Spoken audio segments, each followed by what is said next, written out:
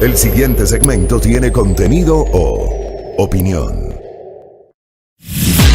La entrevista en A Primera Hora. Analizamos los hechos del momento junto a sus protagonistas.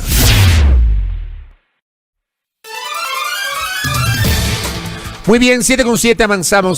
Yo también saludo a Santo Domingo, ¿no? Ya lo hizo así el radio, también procedo al saludo respectivo a la querida provincia Sáchila. Ya estamos con la señal de Majestad Televisión, luego de la primera emisión de informativo bajo la conducción de Carolina Centeno. Ya enlazados con nuestra señal de Majestad Radio, nuestras frecuencias en señal abierta en Pichincha, Esmeraldas y Manabí, enlazados en Santo Domingo por Majestad Televisión y el canal 3 para el sistema TVNet, los suscriptores de TVNet. Estamos por streaming, por el Real Audio a través de www.radiomajestad.com y estamos en el en el Facebook Live por las fanpages de Majestad Radio y de Primera Plana. Saludos cordiales. Omar Simón Campaña está con nosotros, expresidente del Consejo Nacional Electoral. ¿Cómo le va, doctor Simón? Buenos días, Fabricio, ¿qué es de su vida? No tan bien como la suya. ¿Cómo le va? ¿Cómo anda? Bien, muy bien. Muy bien, Fabricio, aquí viendo toda esta locura. Ah, tremendo, eso mismo yo pienso. Yo he dicho que esto es un desastre, un relajo, le he dicho yo. Usted le califica también una locura. Bueno, dentro de esa locura quiero empezar para darle de alguna forma continuidad al comentario que yo estaba haciendo. He revisado el Código de Democracia y el artículo 143, numeral 1. Esto me lo alertó la semana anterior el especialista en materia electoral Daniel González. El artículo 143, numeral 1 del Código de Democracia establece que una causal de nulidad de todo el proceso electoral es que las elecciones no se hagan en la fecha que está prevista en la convocatoria. O sea, aquí la convocatoria del 17 de septiembre daba cuenta que el 7 de febrero será la primera vuelta electoral y el 11 de abril la segunda vuelta electoral de haberla. El 143, numeral 1 del Código de Democracia establece como causal de nulidad de todo el proceso que no se desarrollen las elecciones ese domingo 7 de febrero. El problema es que en estas horas el vicepresidente Enrique Pita ha hecho una declaración dejando entrever la posibilidad de que como todo esto es una locura, como usted lo califica, y es un desastre, no sabemos qué va a pasar, cuándo va a estar la papeleta electoral lista, ha dicho que se podrían diferir las elecciones 1 o 2 semanas. Yo le quiero preguntar a usted si esto tiene asidero jurídico. Tal vez yo soy el equivocado y si hay alguna posibilidad legal. Le pregunto a usted que es el especialista, doctor Simón. A ver, Fabricio, primero es una cosa inaudita, creo que nunca ha sucedido algo así. Una pugna terrible entre los dos organismos, entre el Consejo Electoral y el Tribunal Contencioso Electoral, que no termina de resolverse, contradicciones permanentes, y un afán, Fabricio, pero no hay que perder de vista esto, y un afán de algunos vocales del Consejo Nacional Electoral, que no es nuevo, de postergar las elecciones. O sea, hay como una obsesión ahí de postergar la fecha de las elecciones. Dice 1 o 2 semanas, no sé qué puedan ganar con 1 o 2 semanas. Es decir, siendo objetivos, no entiendo qué es lo que puedan ganar. No creo que se aplique lo que plantea el artículo 141, ¿no? El 143. 43, perdón, porque finalmente el Consejo Electoral podría modificar por causales de fuerza mayor la fecha de las elecciones, con lo cual la elección toda se traslada.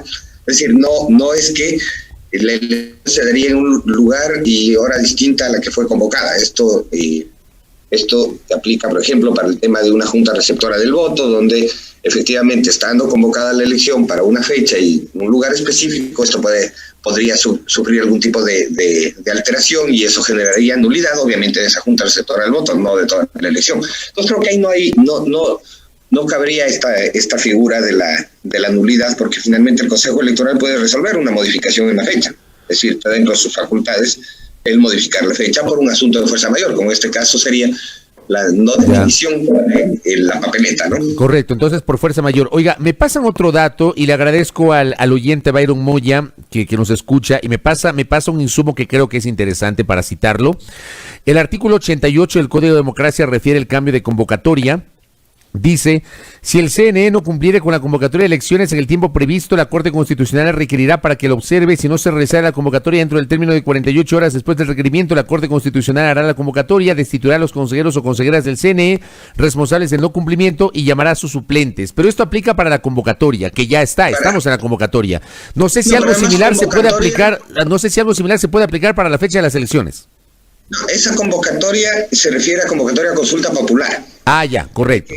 Esa es justamente, dice, luego de que se realice la convocatoria por parte del presidente o quien tiene la facultad legal para hacerlo, ¿no es cierto? Si es que el Consejo no acatase esta disposición, entonces se aplica esto otro, no sé, pero eso es para consultas populares, tienen 45 días después de la convocatoria para realizarse, que tampoco es aplicable ese artículo. El tema es cuál es el interés en postergar las elecciones, o sea, ¿por qué tanto interés? Porque, insisto, Fabio, si usted recuerda incluso un incidente denunciado por Paul Carrasco, ex prefecto de la SOE, candidato presidencial, de que había recibido una llamada de uno de los consejeros conminándole a que apoye la postergación de las elecciones a cambio de resolver el problema que había con su movimiento político. ¿Usted recuerda eso, Fabricio? Yo lo recuerdo claramente porque parece que es de los hechos más bochornosos que se han presentado, que ya son bastantes, ¿no? Los bochornos, pero ese creo que es uno de los hechos más bochornosos que se han presentado, además con un argumento terrible, o sea, posterguemos las elecciones para inhabilitar a Correa. Al final inhabilitaron a Correa, sin postergar las elecciones, pero así fue, y usted recordará ese incidente. Yo no entiendo cuál es el interés del afán, a qué responde este tema de postergar las elecciones, de este interés manifiesto de ciertos consejeros de posponer la fecha de elecciones. O sea, posponiendo las elecciones 1 o 2 semanas, ¿no se gana nada? Digo, me refiero al escenario que hoy tenemos, porque estamos 17 de diciembre, doctor Omar Simón, y resulta que no tenemos la papeleta electoral lista, no tenemos la papeleta electoral de asambleístas nacionales listas. En el caso de las provincias, entiendo que en Esmeraldas todavía no se tiene la papeleta electoral completa. O sea, no está listo todo. Pero es que aquí hay que revisar otras cosas. Es decir, primero, esto no se ha dado en el pasado. Es decir, creo que no ha habido un caso similar en el pasado en ningún lugar. En las elecciones seccionales, donde hay tanto candidato, en tanta circunscripción, no ha pasado una cosa similar. Sí, algo está mal en la institucionalidad electoral, es evidente. Creo que adicionalmente esta cosa de admitir recursos tras recursos, el recurso sobre el recurso sobre el recurso electoral, es una cosa tremenda que el Tribunal Contencioso Electoral, por ejemplo, no inadmita ciertos recursos que ya son absolutamente absurdos. Último presentado por Arboleda y Freire a la inscripción de la alianza, de una alianza. No tiene pero ni pies ni cabeza. Es decir, primero, es totalmente extemporáneo. Hay un plazo en el cual los sujetos políticos, las organizaciones políticas, primer elemento importante, pueden apelar de una resolución del Consejo Nacional Electoral. Ese plazo está totalmente fenecido, cumplido, es decir, no hay por dónde. Segundo, no es una organización política la que presenta esta queja. Y tercero, hay una sentencia del propio Tribunal Contencioso Electoral. Es decir, ¿y por qué lo admiten? Es decir, era simplemente se debe haber inadmitido por cualquiera de las razones que he expuesto. Lo de Álvaro Noboa no tiene ningún sentido. Álvaro Noboa no fue candidato, nunca fue inscrito como candidato. El que haya hecho un videíto para TikTok o haya hecho algún tema para redes sociales diciendo que va a ser candidato, no quiere decir que sea candidato. Su movimiento fue eliminado del registro de organizaciones políticas por no cumplir ningún requisito y por no haber tenido resultados electorales necesarios para esa inscripción, para mantenerse en el registro.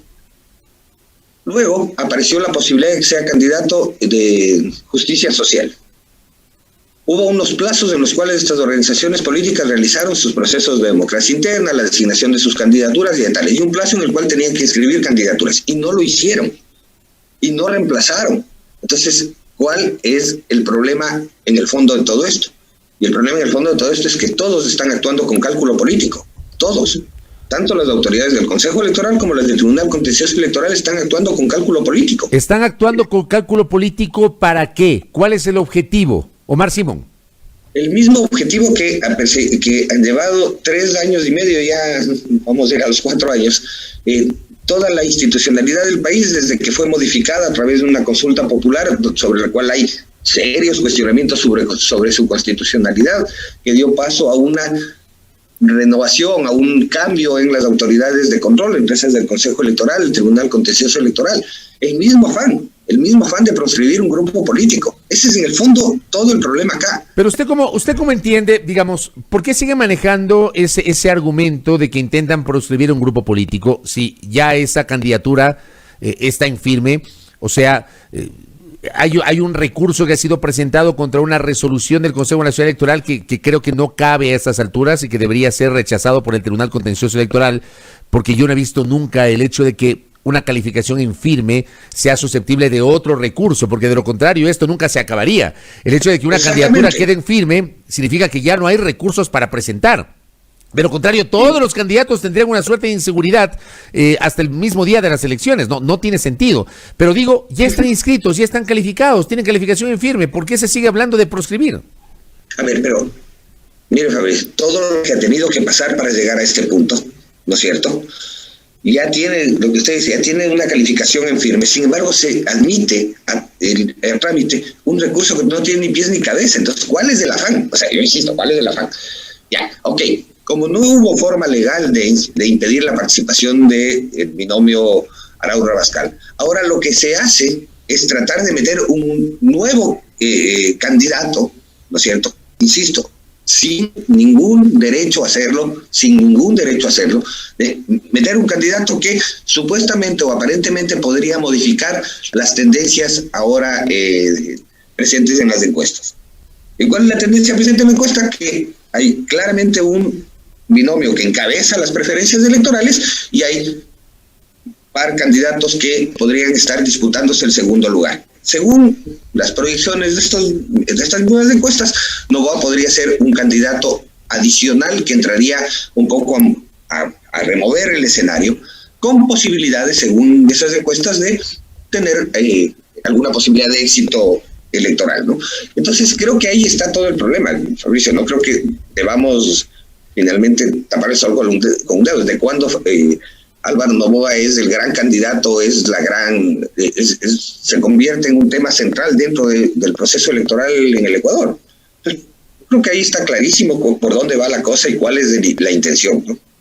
Ahora bien, usted aclara algo que es absolutamente real. Álvaro Noboa no fue candidato, no es candidato.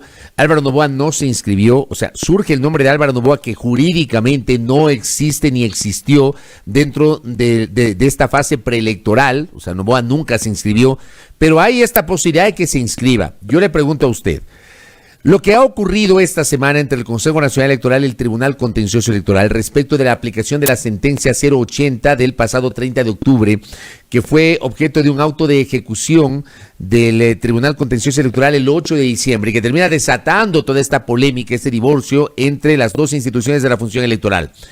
¿Es justicia social hoy el meollo del asunto, la manzana de la discordia? ¿Es por justicia social por la que, digamos, se encuentran con el pretexto perfecto para diferir la fecha de las elecciones, doctor Omar Simón? O sea, parecería que sí. Sin embargo, ahí, y eso hay que ser claros, es decir, el Consejo Electoral, entiendo, presentará una demanda por competencia ante la Corte Constitucional. Esa demanda por competencia no tiene ningún impacto dentro del calendario electoral, porque finalmente la demanda por competencia tendrá que tratar el fondo del problema, que si el tribunal tiene o no la potestad de disponer al Consejo Electoral de que actúe por una sentencia en contra de la propia norma electoral, porque eso es en el fondo el tema. Es decir, el tribunal falla y dice, como justicia social, recuperó su vida jurídica por una sentencia del propio tribunal, ¿no es cierto? Entonces, el Consejo Electoral está obligado ¿a qué? A permitir los procesos democráticos internos de esa organización política, los que no se realizaron por efectos de la propia resolución del Consejo que le dejó sin vida jurídica, y aquellos procesos de inscripción que no fueron aceptados por algunas de las delegaciones provinciales del Consejo Electoral, porque además esto llama mucho la atención. Hay provincias en las que las candidaturas de justicia social fueron inscritas y otras provincias en las que no. Es decir, no se actuó en todo el país por parte del Consejo Electoral de la misma manera frente al mismo hecho.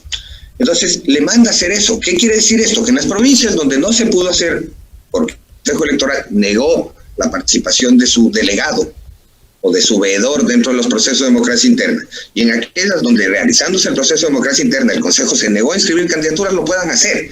Eso es todo. Es decir, esto no topa la candidatura presidencial. Recuerde usted, Fabricio, que el candidato presidencial de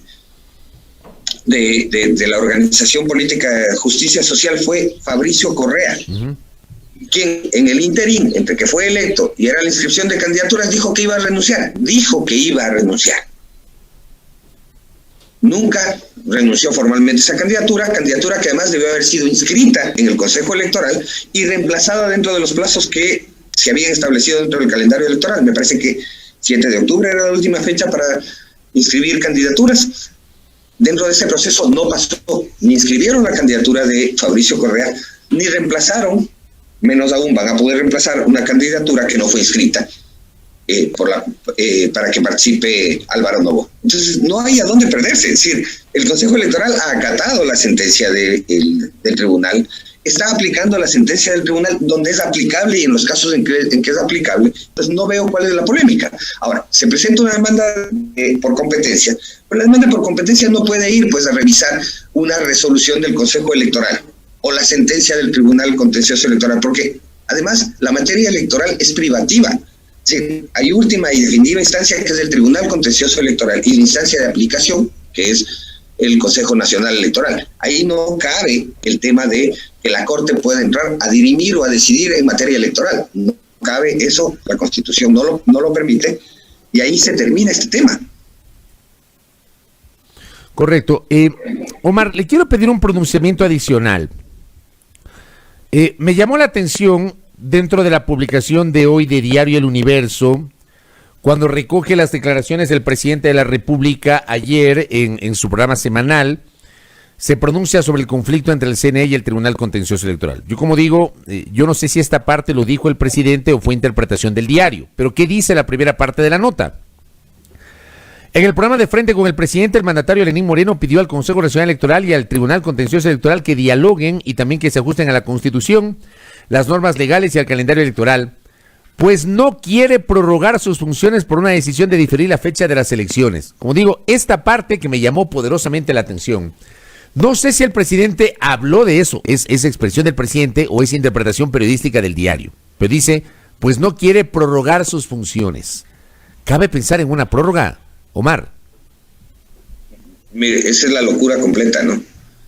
Es decir, el solo hecho que responde, eso es como, hay una broma, voy a contar la broma, pero yo suelo decir, cuando hay alguna cosa donde alguien le dice una cosa y se delata, ¿cuál escucharas? Pues, o sea, ¿cuál escucharas? O sea, ¿quién le ha dicho? ¿Por qué el presidente de la República dice que él no quiere prorrogarse en funciones frente al conflicto entre el tribunal y el Consejo Nacional? No cabe ninguna prórroga. No cabe, peor todavía por ineptitud de las instituciones, Fabricio. O sea, no cabe.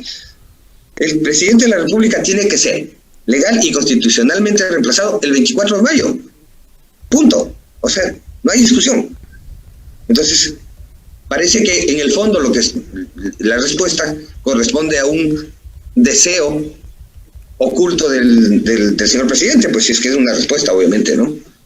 Oiga, pero ¿qué pasaría si llegamos al 24 de mayo y los resultados oficiales no están programados? Le pongo ese escenario, y no es un escenario descabellado porque el año pasado ocurrió eso con la prefectura de Los Ríos y las alcaldías de varios de los cantones, de prácticamente todos los cantones de la provincia de Los Ríos y algunos de Manabí, que llegamos al 14 de mayo y no hubo prefecto de Los Ríos, ni alcaldes y alcaldesas de la mayor parte de cantones. Obviamente no se prorrogaron ni el prefecto de Los Ríos, ni la viceprefecta, ni los alcaldes y alcaldesas que eran salientes, no se prorrogaron y quedaron estas instituciones en acefalía. Yo traslado esa experiencia del 2019 a esta suerte de locura que estamos pensando, ¿no? Y que le traigo a colación por esto que publica El Universo. ¿Qué pasaría si el 24 de mayo no tenemos todavía resultados oficiales con el presidente de la República? Bueno, voy a hacer una broma y voy a aprovechar para hacer una broma. El país está en la cefalía desde el 24 de mayo de 2017. O sea, no pasaría nada en realidad. No. A ver, no podría ser, esto no podría darse, sería caótico. Igual, obviamente, tendría que darse la elección, darse la proclamación de resultados y al final elegirse un presidente de la República. pero o sea, pensar que pueda generarse una cefalía por efectos electorales, no por otros efectos, porque, insisto, por otros efectos el país está en la cefalía desde hace 3 años y medio, por lo menos. Entonces, no hay un escenario que se pueda configurar de esa manera.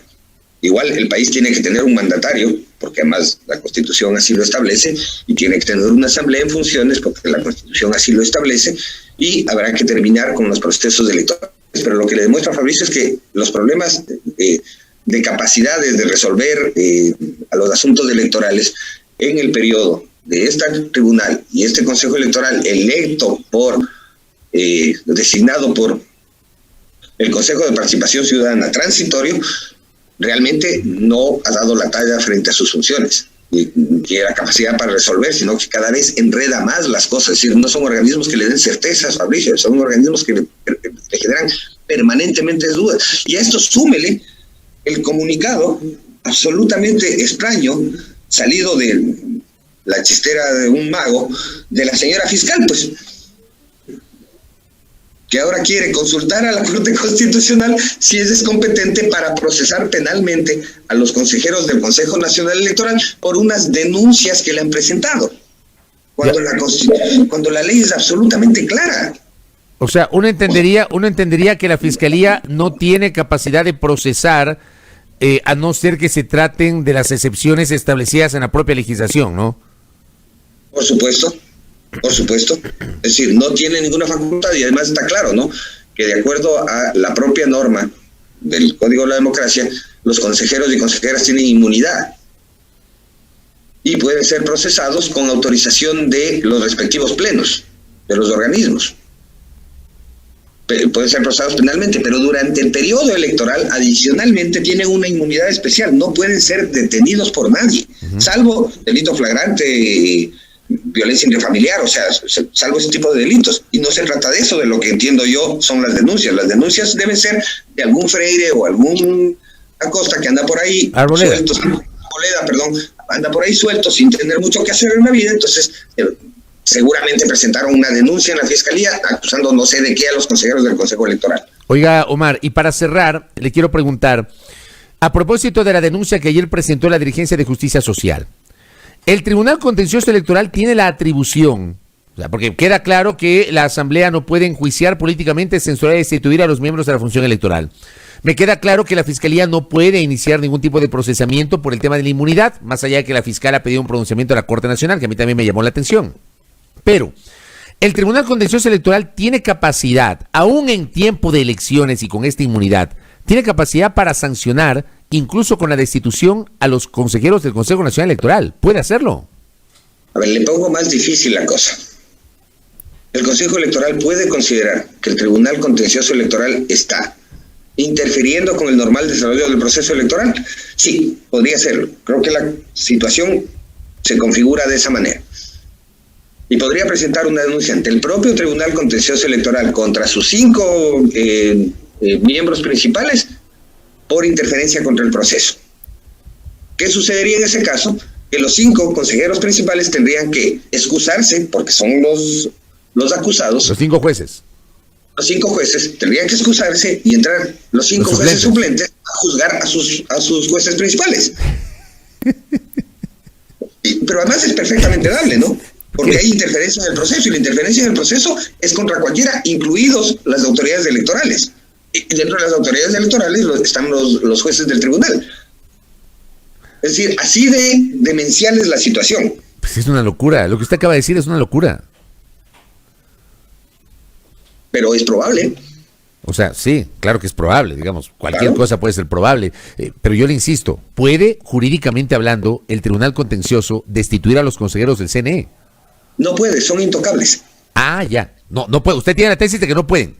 No pueden, son intocables. Son intocables. Desde la convocatoria de elecciones hasta la proclamación de resultados, son intocables. Son intocables en este periodo, pero fuera de este periodo, en condiciones normales, ¿sí tiene atribución de destitución el Tribunal Contencioso? Podría, en efecto. Pero no en este periodo. Es que se comete una de las infracciones establecidas en el Código de la Democracia, ¿no? Correcto, me queda claro. Omar, gracias por el tiempo y por la gentileza, por habernos atendido en esta mañana. Que tenga usted un buen día. Gracias, Fabrizio. Creo que la dejé más difícil, ¿eh? No, pues claro, pero hay muchas cosas, muchas perlas para desmenuzar de ese diálogo. Pero lo preocupante, Fabrizio, es en manos de quién están las elecciones. O sea, aquí puede venir cualquier hijo de vecina, perdón, con todo el respeto a la audiencia, cualquier hijo de vecina mañana y decir, no me gustan los resultados del electoral, entonces apelo hasta la eternidad. Oiga, solamente le pido en 15 segundos por una pregunta que me acaba de enviar el colega Julio Sari. Este recurso que presentaron en contra, en contra de la resolución del CNE que viabilizó la calificación en firme del binomio Arauz-Rabascal, ¿podría volver a generar dificultades o no en el binomio? En 15 segundos, por favor. No, porque para mí el binomio está inscrito y calificado en firme. Es decir, este recurso no tendría por qué tener ningún impacto porque finalmente es frente a una alianza de dos organizaciones políticas que tienen perfecta capacidad legal de aliarse y contra una propia sentencia del Tribunal Contencioso. O sea, no creo que haya forma alguna de que esto pueda modificar el estatus legal del binomio Arauz-Rabascal. Correcto. Gracias, Omar Simón, expresidente del Consejo Nacional Electoral, aquí en A Primera Hora por Majestad Radio y Majestad Televisión, 7:33.